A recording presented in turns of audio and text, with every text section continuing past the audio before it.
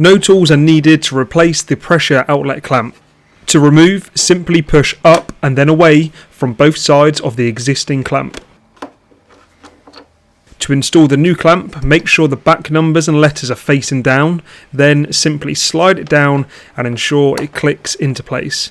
And that's it, your new pressure outlet clamp is all set to go.